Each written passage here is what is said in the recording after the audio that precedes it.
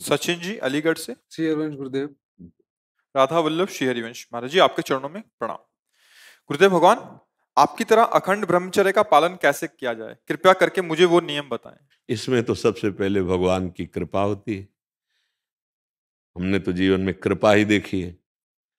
जैसे माँ की सुरक्षा में, उसके वात्सल्य में और उसके दुलार में ही बालक पुष्ट होता है, ऐसे ही अगर कोई भी साधना पुष्ट होती है तो उसमें भगवान की कृपा, भगवान का शासन, भगवान का दुलार। जैसे छोटा बच्चा कुछ भी खाने के लिए तैयार हो सकता है, उसको ज्ञान नहीं है, पर ये पूरी जिम्मेवारी माँ की है। वो दृष्टि रखती है, अरे ये क्या खाने, दौड़ पड़ी, जल्दी से उसके हाथ से हटाकर उसको धो के बचा के उसको ले आए। ऐसे पहला पहला उत्तर कृपा, केवल भगवान की कृपा, उसी से पूरा। अब दूसरा, भगवान की कृपा का आदर करते हुए सावधानियां रखना। पहला, ब्रह्म मुहूर्त में जगना, जग करके हम इतना जल पिए कि या तो हमें उल्टी हो जाए या पच जाए। अगर उल्टी हो गई तो पचने से भी अच्छा हुआ, हमारे अंदर जो जहर बना, एसिड आदि, वो गंदे पदार्थ वो निकल जाते हैं। ये ब्रह्मचर्य के लिए बहुत आवश्यक, वो शीतलता प्रदान करता है। ब्रह्म मुहूर्त में बिना कुल्ला किए, वो जैसे तांबे के पात्र में 1 लीटर जल रख ले, रात भर रखा रहा, उसे पीजिए, तो वो बहुत आपको उसमें ब्रह्मचर्य में। और इसके बाद थोड़ा टहलिए, वज्रासन में बैठ के, फिर शौच जाइए, फिर स्नान कीजिए जरूरी, और फिर आधा घंटा व्यायाम कीजिए, कठोर व्यायाम जैसे दंड बैठक, ऐसे फिर आधा घंटा आसन कीजिए जो योगी का आसन है।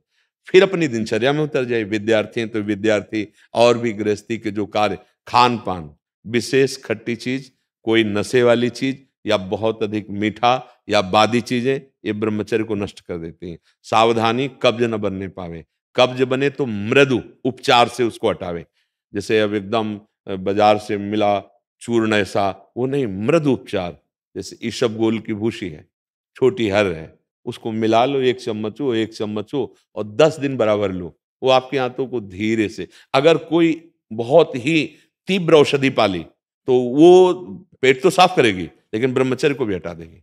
वो इतनी हीट पैदा करेगी, जो कब्ज से हीट पैदा हुई थी, बहुत संभालने की जरूरत होती है। अगर व्यायाम नहीं है और आसन नहीं है और दिनचर्या ठीक नहीं, आहार ठीक नहीं, तो भूल जाए कि कोई ब्रह्मचर्य नैष्ठिक 10-20 दिन वो बात अलग है, नैष्ठिक ब्रह्मचर्य के लिए। अब जो उसके विरोधी भाव हैं, जैसे मोबाइल है, उसे गंदी बातें देखोगे, कभी ब्रह्मचर्य नहीं रह सकते। जैसे गंदे मित्रों का संग करोगे, कभी ब्रह्मचर्य नहीं रह सकते। जैसे आप गंदी चिंतन अंदर करोगे, तो आप भले क्रिया ना करो लेकिन आप ब्रह्मचर्य नहीं रह सकते, क्योंकि चिंतन मात्र से अंदर एक मनोवाह नाड़ी है, वो नाड़ी मथाने का कार्य करती है, रक्त से मंथन करके वो उस जीवनी शक्ति को बाहर कर देगी, जिसे स्वप्न दोष आदि कहते हैं। वो इस तरह से नष्ट हो जाएगा हमारा चिंतन। तो फिर चिंतन करने के लिए इतनी सामर्थ्य है नहीं कि हम तत्व का चिंतन, भगवत, तो हम नाम जप करते हैं, राधा राधा राधा राधा, नाम जप करते हैं, पवित्र भोजन पाते हैं, और कभी कोई कुसंग नहीं करते हैं। हमारा लक्ष्य बन जाए कि हम भगवत प्राप्ति करेंगे, तो नैष्ठिक ब्रह्मचर्य रह जाएगा। और रोज इसी बात का केवल ध्यान रखोगे, ब्रह्मचर्य का तो नहीं बन पाएगा, उसको भूलना भी होगा। वो एक साइड में चल रहा है, हम गलतियों पर सावधानी रखे हुए हैं, लेकिन हमारा लक्ष्य भगवत प्राप्ति रहेगा, तब चल पाएगा। नहीं, अहंकार शुरू हो जाएगा, अब उस अहंकार में ही काम, क्रोध, लोभ, मोह, मद मत्सर प्रहार करेंगे, आप गिर जाएंगे।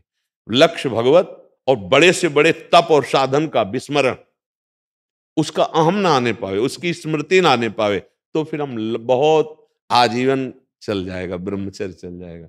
पर ये गृहस्थी में रहकर आजीवन ब्रह्मचर्य रहना थोड़ा कठिन है, क्योंकि उसमें रिश्ते, नातेदार, व्यवहार आदि में जाना, उठना बैठना, लोक व्यवहार, फिर ब्रह्मचर्य रह पाना बहुत कठिन होता है। जो हम जैसे वातावरण में रहते हैं, जैसा दृश्य देखते हैं, बहुत सावधानी, तब धीरे धीरे धीरे फिर क्या होता है, ब्रह्मचर्य जो वीर शक्ति ऊर्ध्वगामी हो जाती है, वो पचने लगती है।